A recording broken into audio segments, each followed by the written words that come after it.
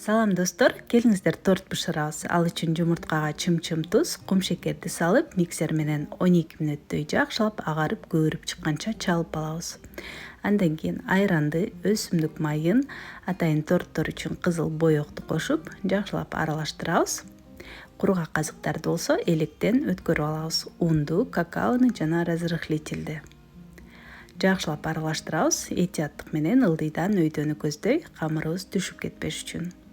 Формабызга куюп, 180 градус ысык духовкага салып, 35 мүнөт бышырабыз. Бисквит бышканча творожный сырга, кум шекер жана сливкини кошуп, жакшылап чалып алабыз. Ошо менен кремибиз даяр болот. Кум шекерди майдалап алсак дагы абдан жакшы болот. Бисквитти бир аз нымдап койсок, тортубуз аябагандай нымдуу болот. Андан кийин ортосуна кремден майлап, тортубузду чогултабыз. Ошо менен тортубуз даяр. Тамагыңыздар